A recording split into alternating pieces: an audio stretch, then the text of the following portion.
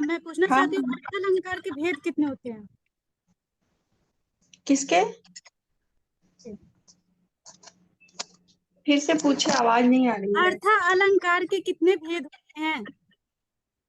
अर्थालंकार के भेद आप मतलब गिन नहीं सकती, बहुत सारे भेद हैं। अगर आप अलग से कोई नाम लेके पूछे तो मैं शायद बता सकती हूँ। मैम जैसे एग्जाम इंटरव्यूअर का ये क्वेश्चन हो तो क्या बताएं? इसलिए आप मैं बताना शुरू कर दीजिए। बताइए कि सर रूपक, उत्प्रेक्षा, भ्रांतिमान, संदेह अलंकार और मानवीकरण, विशेषोक्ति, असंगति, विभावना, तो इस तरीके के सारे सर बहुत सारे मतलब अर्थालंकार के बहुत सारे भेद हैं। या फिर हो सकता है कि कुछ इसका वो हो, नंबर हो, मुझे याद नहीं है। सर फिजिकल वाले सर से मेरा एक क्वेश्चन है। हाँ जी अलका मैम। मैम। हाँ जी मैम। जी जी हेलो जी मैम। सर, मनोदर्पण क्या है? क्योंकि आप एक फिजिकल टीचर हैं तो इसलिए मैं पूछ रही हाँ मैम, आप बताइए। ये बच्चों को किस तरह मदद करेगी? मैम कुछ बताऊं? हाँ जी, मनोदर्पण। हाँ जी, हाँ जी, ऐसे ही बता दीजिए। मैम मनोदर्पण कोविड के दौरान चलाया गया था। जो बच्चे उस टाइम स्कूल से दूर हो गए थे उनका जो मेंटल हेल्थ था उसको ध्यान में रखने के लिए मनोदर्पण चलाया गया था। Yes yes ma'am. Alka ma'am मेरा मेरा सवाल था बताना चाहेंगी अर्थालंकार के डेफिनेट मतलब मैं भी निश्चित उसका संख्या नहीं पता है मुझे एग्जैक्टली, इसलिए आपसे पूछ रही हूँ मैम। संख्या में इसकी ढेर सारी, जब अलग अलग किताबें पढ़ी है तो अलग अलग में जैसे संख्या कहीं पर्टिकुलर नहीं दिया हुआ है। हाँ अर्थालंकार, बाकी मैं अगर होगा तो इसको देख के आपको बताऊंगी, मुझे भी एग्जैक्ट नंबर ही पता नहीं है कि कितनी। आज विजया मैम की कमी हम लोग क्लास में खल रही है। मैम अस्थाई भाव शायद वो कितने होती हैं? तो 9 या टेस्ट होता। मैम अस्थाई आप भाव जवाब दे दीजिए। Shalini, you can help. Ma'am अस्थाई अस्थाई भाव भाव की की 9 है या 11? 9 9 9 है। इंटरव्यूअर पूछे तो 9 मतलब है। 9 बताए या 11? क्योंकि 2 तो भक्ति और वात्सल्य बढ़े हैं ना, तो हम 9 बताए या 11? 9 ही है। भाव की संख्या 9 है। ढाई भाव 9 है। Okay ma'am. आप ऐसा करिएगा ना, किसी ऑथेंटिक बुक में देख लीजिए और वहां जितनी संख्या दी हुई होगी उसको आप याद कर लीजिएगा, ताकि उस बुक का आप रेफरेंस दे सके। क्योंकि अलग अलग कितना, जैसे आप वासुदेव नंदन अग्रवाल की बुक देख लीजिए, वहां कितना दिया हुआ है वही आप बताइएगा। इसका आंसर हम इस तरह दे सकते हैं, भोतमुनि के मैम अनुसार मेरा बनाए एक हैं, क्वेश्चन है। अलग से जोड़े गए हैं। इस तरह हम इसका आंसर दे सकते हैं। ये क्वेश्चन Yes. पूछा भी गया है तो मैं प्री उज्जवल क्लासेज बोलिए। में उपस्थित सभी लोगों से पूछता हूँ कि औपचारिक शिक्षा और अनौपचारिक शिक्षा में अंतर बताइए। ये क्वेश्चन रिपीट मैं कर रहा हूँ इसलिए कि ये क्वेश्चन आप इंटरव्यू में पूछा जाएगा। यहाँ सर 99% चांसेस है। सर मैं औपचारिक अनौपचारिक शिक्षा के बारे में बता रही हूँ। जी औपचारिक शिक्षा वो होती है जिसका कि स्थान, समय और सब कुछ निर्धारित होता है, पूर्व निर्धारित होता है, जी जी। वो प्री डिसाइडेड होता है। और जो अनौपचारिक शिक्षा है वो हम कभी भी कहीं भी, उसका कोई एज बाउंडेशन नहीं होता, ना उसका कोई सिलेबस होता है, वो हम चलते फिरते कहीं किसी एक्सपीरियंस ले लेते हैं, वो भी अनौपचारिक शिक्षा के ही अंतर्गत आएगा। किरण मैम लाइब्रेरी के लिए आप जा कहते रही हैं। किरण मैम आप लाइब्रेरी के लिए जा रही हैं, आपसे भी ये क्वेश्चन किया जाएगा, आप अपने अकॉर्डिंग बताइए, इसका आंसर दीजिए।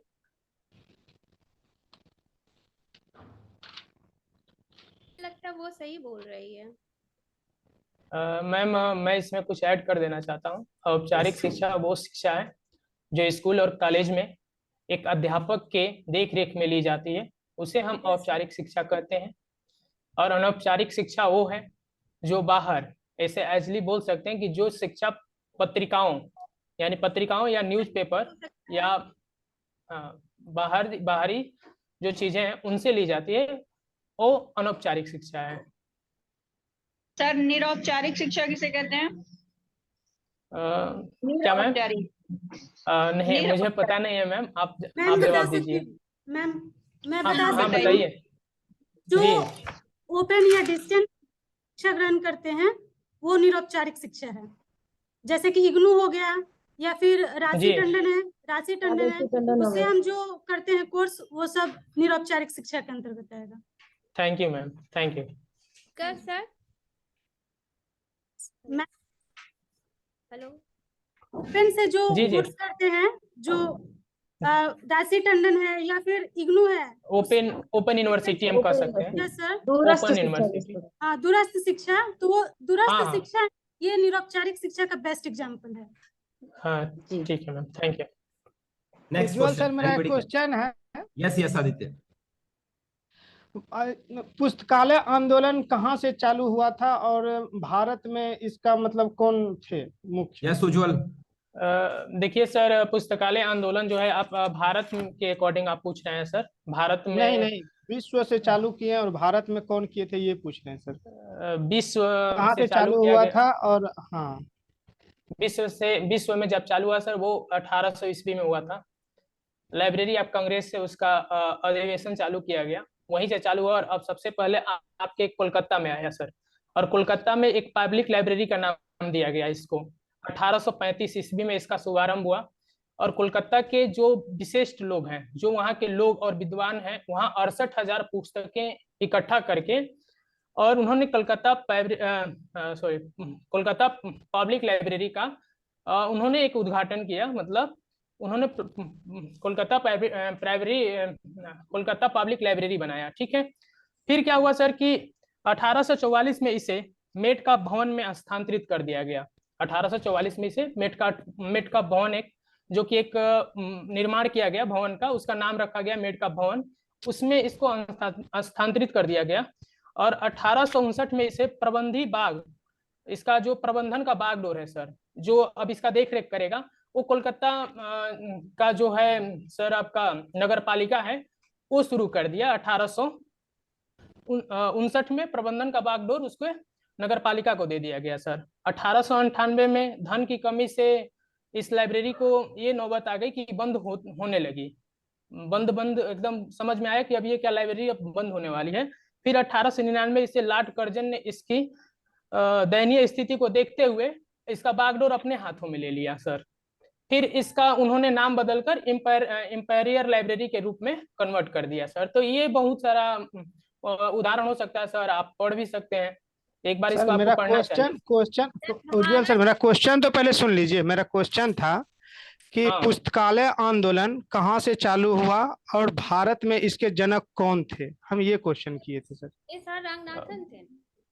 नहीं, एस.आर. रंगनाथन से पहले भी शायद सी.वी. रमन जी थे, ऐसा कुछ कहा जाता है सर, मुझे एग्जैक्ट पता नहीं है, आप बता सकते हैं तो बताइए। तो देखा जाएगा तो सर मेरा भी एक सवाल है, भारत के सार्वजनिक आंदोलन के वस्तुकार कौन है? मुझे नहीं पता है, इसके आंसर मुझे पता नहीं, आप रिकॉल कराएं तो बेहतर होगा। मैं आयनकी वेंकटा रमैया। हाँ सर हाँ ये हाँ पद्मश्री कब मिला सर? मेरा भी एक क्वेश्चन है। सर इसे केवी का पहला पद्मश्री कब मिला? खोला गया था। सर हेलो हाँ जी हाँ, हाँ जी मैं बोलिए। सर इसे पद्मश्री कब मिला? और ये आंध्र प्रदेश आंदोलन भी किए थे आंध्र प्रदेश में 1972 में सर। 1972 में ना मैम? Yes thank you. मेरा एक क्वेश्चन का आंसर चलें। बताइए जरा। केबी फर्स्ट केबी कौन सा कहाँ पर खोला गया था? फर्स्ट पहला केंद्रीय विद्यालय कौन सा था, कहाँ खोला गया था? एनीबडी नहीं पता है मैम, आप बताइए। एनीबडी पहले कैन के ट्राई। भी थे ही नहीं, क्योंकि पहले ये सेंटर स्कूल के नाम से थी, तो उन 20 जी, जी। स्कूल को एक साथ कन्वर्ट किया गया था। तो पहला के भी जी। कोई नहीं माना था, एक साथ 20 को कन्वर्ट किया गया था। जी जी। इसीलिए पहला केंद्रीय विद्यालय का कोई पर्टिकुलर नाम ही नहीं दिया गया कहीं भी। Very right. सर Next एस question. आर केसवन को पद्मश्री कब मिला था? किसको, फिर से क्वेश्चन रिकॉल कीजिएगा। एस.आर. केसवन को, एस.आर. जो केसवन। पहले पुस्तकालय के जी जी जी। जो प्रथम लाइब्रेरियन थे, उनको ये पद्मश्री कब मिला था? 1960 में। यस राइट है सर मैम। नोबेल पुरस्कार किनको मिला? जो एक नोबेल पुरस्कार यस सर वो तो बाहर का कोई थे ना लाइब्रेरियन, इंडिया से बाहर के, इंडिया वाले को तो नहीं था। एक ही लाइब्रेरियन कि- मिला है नोबल किरण मैम, हाँ, आप हाँ। किरण मेरा मैम एक बिहार क्वेश्चन के है। फिलहाल किरण मेरा एक मैम क्वेश्चन बिहार है की आप 3 सबसे। प्राचीन लाइब्रेरी का नाम बता दीजिए। बिहार की 3 प्राचीन लाइब्रेरी का नाम बताइए। खुदा बख्श लाइब्रेरी। जी ये तो बाद में है। बोलिए बोलिए मैम। सर मुझे कंटेंट ही नालंदा विश्वविद्यालय लाइब्रेरी। जी जी, नालंदा और नालंदा, खुदा बख्श विक्रमशिला। और नहीं पता। विक्रमशिला। विक्रमशिला में लाइब्रेरी नहीं, उसका साक्ष्य नहीं था, उसमें साक्ष्य नहीं था लाइब्रेरी का विक्रमशिला में। ओके। लाइब्रेरी का नहीं। सर लाइब्रेरी मेरा था लेकिन मेरा एक साक्ष्य नहीं था। क्वेश्चन है, अगर कोई बच्चा क्लास में चोरी करता है तो फिर क्या करेंगे? मैम क्लास में चोरी करता है तो सबसे पहले तो आप चोरी करने का, जो चोरी क्यों कर रहा है उसका कारण जानेंगे कि आप बच्चा चोरी क्यों कर रहा है। यदि ऐसा कर रहा है तो वो किसी न किसी रीजन से कर रहा होगा, कि तो वो आर्थिक रूप से तंग है, या उसकी मनोदशा ठीक नहीं है, उसका आदत पड़ चुकी है चोरी करने की, या कहीं ना कहीं से उसे लिंक प्राप्त हो रहा है चोरी करने का, कोई ना कोई से सजेशन दे रहा है कि चोरी करो। ठीक है, कभी कभी होता है बच्चों की बालावस्था में बच्चों को लत पड़ जाती है, किसी का पेंसिल चुरा लेना, किसी का कटर चुरा लेना, ऐसा लत पड़ जाती है मैम। तो उसके बारे में हम जानेंगे आखिरकार बच्चा क्यों कर रहा है, उसको फिर समझाएंगे, और आप एक एज कई ए बार टीचर आप ये बेस्ट समझा सकती हैं। भी चोरी करते हैं। सर उसकी चीरों आर्थिक चीरों के स्थिति भी एड्रेस ठीक है, को उसकी आर्थिक स्थिति भी ठीक है और उसकी मनोदशा भी ठीक है, बस वो कई ऐसे बार ही बच्चे वो इसके मतलब बारे में उसको मैं अच्छा, उनका जो चीज उसे अच्छा वही लग चीज, रहा है वो कई बार करती हूँ। कई बार बच्चे इसी वजह से चोरी करते हैं, वो उनके पास जो है उससे नहीं संतुष्ट रहते, उनको जो दूसरे यस। के पास है वो ज्यादा अच्छा हाँ लगता है। हाँ, यही तो बात। इस वजह ऐसा से ही बच्चे होता है चोरी मैम। करते हैं। और अगर ऐसी बात है तो फिर आप बच्चे को समझाइए कि सबके पास जो चीजें हैं सब पेंसिल लिखेगी वही, आपकी पेंसिल देखने में अलग है, उनकी पेंसिल देखने में अलग है। इस तरह से बच्चों को थोड़ा सा आप मतलब समझा के मोटिवेट कर सकते हैं विजया मैम, कि आप चीजें इसमें ऐड वही हैं। करेंगी कुछ? इसके बारे में मैं भी थोड़ा सा ऐड करना चाहूंगी। जी, और एक कहानी भी सुना के मतलब कहानी के माध्यम से एक पूरे क्लास को आप सुना सकती है, कोई पर्टिकुलर बच्चे के लिए नहीं। आप एक छोटी सी कहानी ऐसी लीजिए जिसमें ऐसा हो कि चोरी करने के क्या नुकसान है।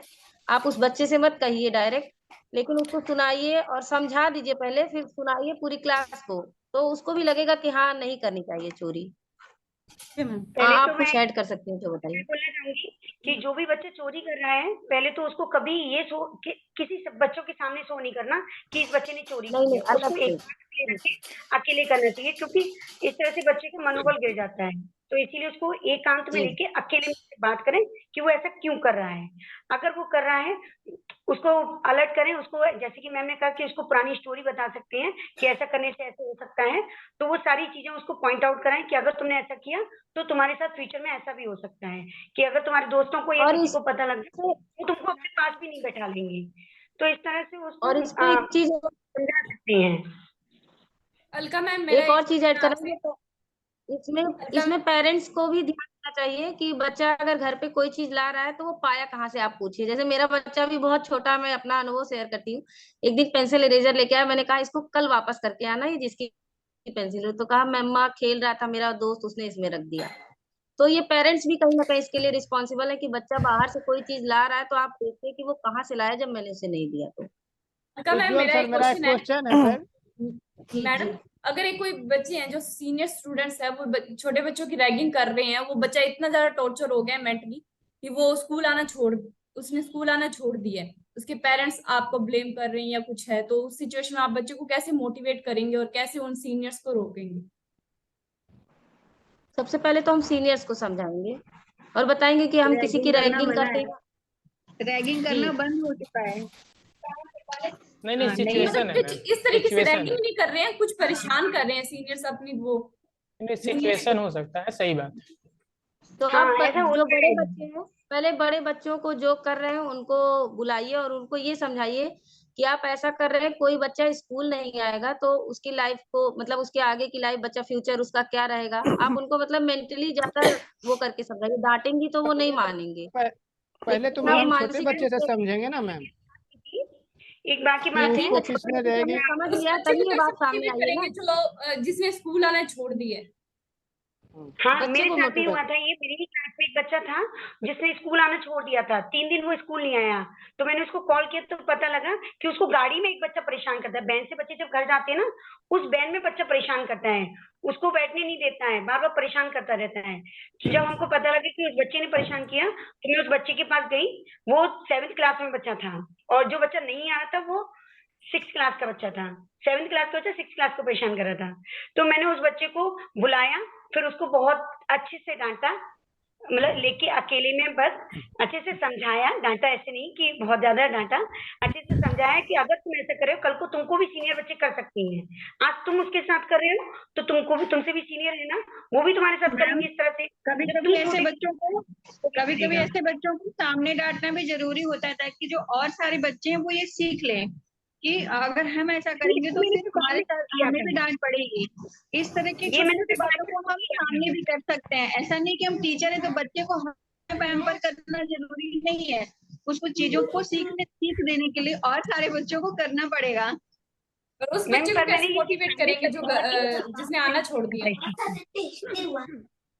विजय फिर मैम ना आंसर दीजिए मैम। जब हम बड़े इसमें बच्चे ये हो सकता को है समझा कि देंगे जो बच्चा नहीं आ रहा है उसको जी जी स्कूल में बुलाया जाएगा, उसकी काउंसलिंग की जाएगी और उसके मन से इस डर को निकाला जाएगा कि आगे से अब तुम्हारे साथ ऐसा कुछ नहीं होगा, हमने चीजों को सॉल्व यही आउट किया कर था दिया मैंने। है। मैंने दोनों में दोस्ती कराई और अच्छे से दोनों को और मिला के और वहाँ जो बच्चे अच्छे को से बुला के विश्वास दोनों दिलाना को होगा कि अब रैगिंग आगे कर से रहे तुम्हारे थे, साथ कुछ भी नहीं होगा।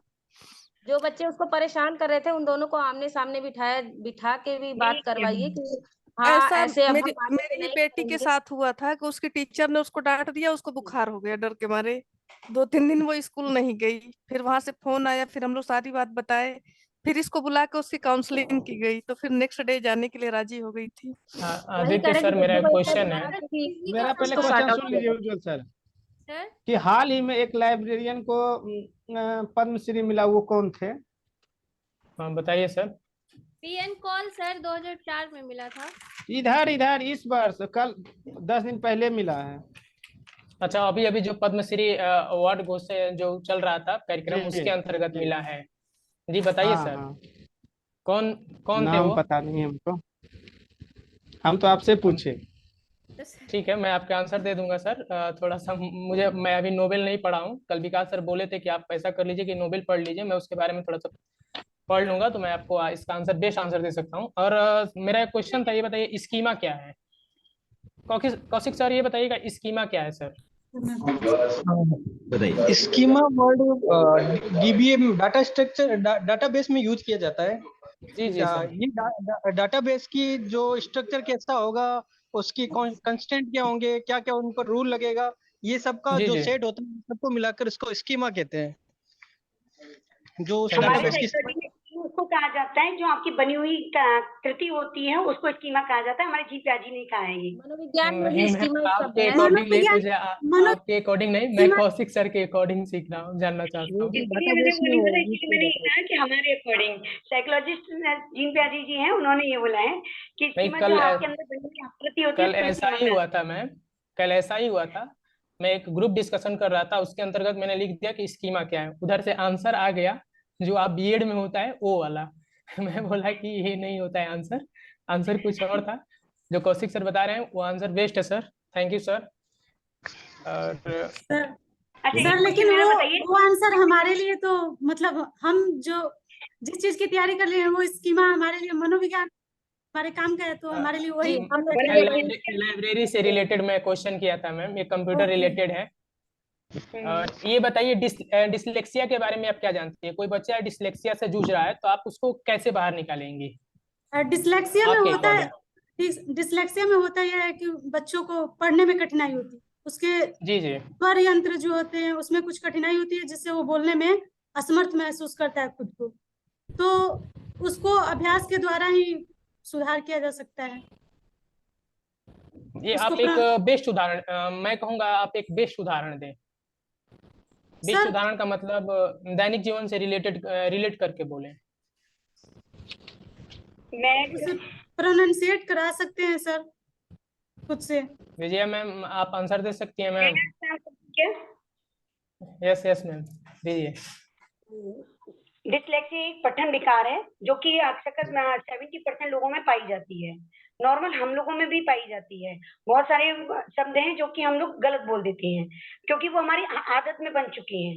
इसीलिए ये कोई इसको इतना हाई नहीं लेना चाहिए। अगर बच्चे के अंदर है उसको समझाओ कि बेटा तुमको कोई बीमारी नहीं है, ये कॉमन बात है और इसको सुधारा भी जा सकता है प्रैक्टिस के द्वारा। सिर्फ और सिर्फ इसका इलाज यही है कि आप बार बार प्रैक्टिस करें। जितनी आप प्रैक्टिस करेंगे उतना जल्दी सुधर जाएगा। जैसे कि आपसे हम लोग साथ में गड़बड़ कर देते हैं और डा में गलत करते हैं, अणा ये होती है और हम लोग तीनों को एक ही स्वर में बोलते हैं, अणा बोलते हैं।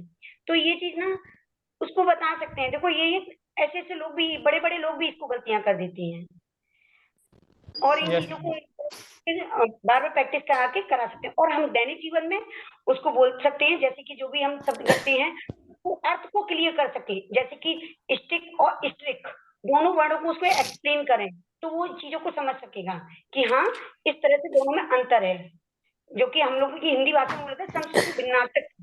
ओके मैम, एक और क्वेश्चन है मेरा। रस सिर्फ काव्य में ही होता है या फिर गद्य में भी होता है? रस काव्य में ही माना जाता है, काव्य को ही बढ़ावा दिया जाता है। रस जैसे जैसे काव्य में रस की परिभाषा ये होती है जिससे आपको स्थायी भाव जो आपके अंदर है वो जागृत हो जाए। आपके अंदर नाटक क्या है? नाटक किसी नाटक को भी तो गद्य है कि काव्य है? नाटक को भी देखते दृश्य काव्य, जिसको भी पढ़ने नाटक को को आप दृश्य पढ़ने के काव्य, बाद पढ़कर दृश्य आपको काव्य बोलते आनंद की हैं। प्राप्ति हो वही समझ लीजिए कि वहाँ रस है। रस आप और गद्य हमें पद्य दोनों में मिलता है। विजय गद्य मैम को पढ़ने से भी विजय मैम आप हाँ वही तो मैं बता रही, जैसे आप नाटक है उसको दृश्य काव्य बोला जाता है। यस मैम जब हम नाटक को देखते हैं हमको एक अनुभूति होती है हमारे, वो भी मान लीजिए वहां से भी रसास्वादन होता है भरत मुनि के अनुसार। तो सिर्फ काव्य में आप नहीं बोल सकती कि रस मिलता है, आपको नाटक में भी मिलेगा। उपन्यास भी पढ़ते हैं तो आप आनंदित होते हैं। तो Yes, सभी ma'am. विधाओं में रस का आस्वादन होता है। Okay thank you Nisha ma'am. Ma'am, मेरा क्वेश्चन है मैम। इसका अर्थ भी आनंद होता है, तो जहाँ भी हमें हाँ। आनंद की प्राप्ति वहाँ रस होगा। मैम आप प्राइमरी स्तर के बच्चों को पढ़ा रही हैं और आपसे श्रृंगार रस की परिभाषा पूछा जा रहा है कि श्रृंगार रस की परिभाषा बताइए। तो श्रृंगार रस का परिभाषा का बेस्ट उदाहरण आप कैसे देंगे? आप प्राइमरी स्तर के बच्चों को पढ़ा रही हैं, न कि मिडिल स्तर? प्राइमरी में पहली बात तो रस नहीं है। यस नहीं मैम, मेरे कहने के अकॉर्डिंग ये जरूरी नहीं है, सिचुएशन बेस्ड क्वेश्चन है। मुझे रस पढ़ाना बस बताना है मैम को कि आखिर प्राइमरी स्तर के बच्चों को आप कैसे बताएं। अगर नहीं है तो हम बता सकते हैं कि जिस तरह से तुम अपने दोस्तों से मिलते हो उसके बाद तुमको खुशी होती है ना, उसको कहते हैं संयोग रस। जब तुम्हारा दोस्त तुमसे दूर चला जाता है तो उसको कहते हैं वियोग रस। अपनी माँ से बिछड़ के आते हो, स्कूल आते हो, माँ से बिछड़ के आते हो, उसको कहते हैं वियोग रस। जब तुम स्कूल से घर जाते हो, माँ से मिलते हो, गले लगते हो, उसको कहते हैं संयोग रस। बहुत अच्छा। बहुत कौशिक अच्छा सर, बेस्ट। कौशिक सर मेरा एक क्वेश्चन है, लाइब्रेरी नेटवर्क किसे कहेंगे सर? लाइब्रेरी नेटवर्क हो सकता है ये एक प्रकार का नेटवर्क है जिसमें बहुत सारी लाइब्रेरी एक साथ से जुड़ी हो और कहीं मतलब एक दूसरे से डाटा एक दूसरे से शेयर कर रहे हो और अपनी डाटाबेस को अपडेट करते हो। मुझे तो यही लग रहा है, आप बता दे कुछ इसको ऐड ऑन करना आदित्य चाहिए। सर, इसी क्वेश्चन में मैं थोड़ा सा इसको मॉडिफाई कर देता हूँ। आप ही के अकॉर्डिंग आपका क्वेश्चन है, आप ही को आंसर देने के लिए थोड़ा सा वो कर देता हूँ, बाधित कर देता हूँ। ये बताइए, लाइब्रेरी नेटवर्क में कितने कंप्यूटर जुड़े होने चाहिए? अभी इसका वो नहीं किया गया है, बट प्रतिपादन नहीं किया गया है, बट आप बताइए कि लाइब्रेरी नेटवर्क में कितने कंप्यूटर जुड़े होने चाहिए और इसके लाभ क्या होंगे? नहीं पता है सर हमको। सर बता देना चाहूंगा कि लाइब्रेरी नेटवर्क में बताया जा रहा है कि आने वाले समय में 1000 कंप्यूटर को एक साथ जोड़ा जाएगा और वो एक राउटर से जुड़े होंगे, न कि केबल से नहीं। वो एक, जैसे आप डीटीएच देखते हैं, कनेक्टिविटी आपकी डीटीएच से होती है, उसी प्रकार एक राउटर लगा के सेटेलाइट कनेक्शन से डाटा शेयर किया जाएगा, ताकि अदर लाइब्रेरी में वो बुक उपस्थित है। आपकी लाइब्रेरी में वो बुक नहीं है। जैसे मान लीजिए हमको एक स्वामी विवेकानंद का मोटिवेशनल बुक पढ़ना है, जो कि हमारी लाइब्रेरी में उपस्थित नहीं है, वो दूसरी लाइब्रेरी में उपस्थित है। तो हमको क्या होता है कि उस राउटर से, उस नेटवर्क के वहाँ जो लाइब्रेरी में उपलब्ध है, हम अपने यहाँ ई लाइब्रेरी के माध्यम से उसे यूज कर सकते हैं। इसीलिए लाइब्रेरी नेटवर्क का वो किया जा रहा है, प्रतिपादन किया जा रहा है सर। कि आप जल्दी से जल्दी ऐसा कार्य किया जाएगा कि बहुत बड़ा लाइब्रेरी हब बना दिया जाएगा, ताकि आप किसी को किताबें जो फिजिकली पढ़नी पड़ती है उसको प्रॉब्लम ना हो। और फिजिकली किताबों में नुकसान भी हो रहा है कि अभी बताया जा रहा है कि बहुत सारी किताबें जो होती है, बहुत सारे नॉवेल्स होते हैं और बहुत सारे पुराण है जो पौराणिक पुस्तकें हैं वो खराब हो रही हैं, तो उनको स्कैन करके और ई लाइब्रेरी के रूप में कन्वर्ट किया जा रहा है, यानी ई PDF फाइल में कन्वर्ट करके उसको रखा जा रहा है ताकि वो चीजें लॉस ना हो, तो उसको पढ़ने में आसानी होगी।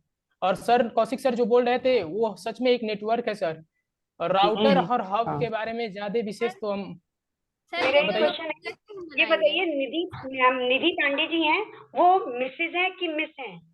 नहीं, वो सुश्री हैं, उनकी शादी नहीं हुई है और वो सुश्री बिना है। शादी की हैं। हाँ, सुश्री हैं निधि पांडे, क्योंकि हमारे यहाँ यूपी में सुश्री मायावती जी थी, मुख्यमंत्री थी पहले, उसी प्रकार उनकी भी शादी नहीं हुई थी। सर बोर्ड पे हम कैटलॉगिंग कैसे बनाएंगे अगर इंटरव्यूअर पूछेंगे तो? जी, कैटलॉगिंग में मैम कई रूप होते हैं कैटलॉगिंग बनाने का। सबसे पहले तो आपको ये जानना होगा कि लाइन के बारे में मैम। इनर लाइन होती है, जैसे कि 4 लाइनें होंगी मैम।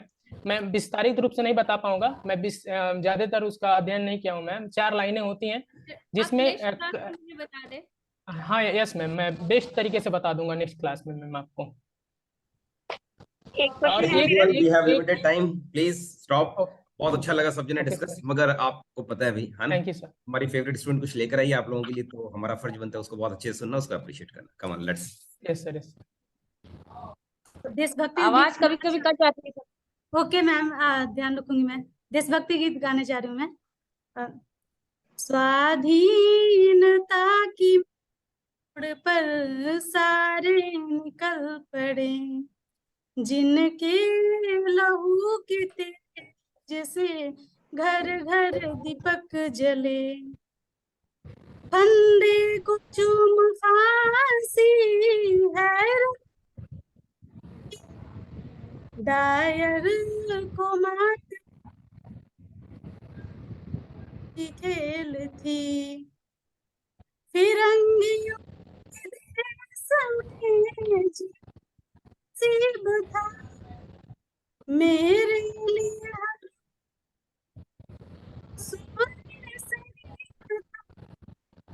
इनकलाब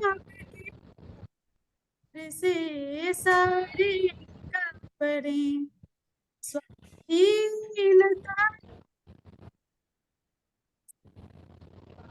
पड़े, जिनके लहू के जिसे घर घर पक जले, गांधी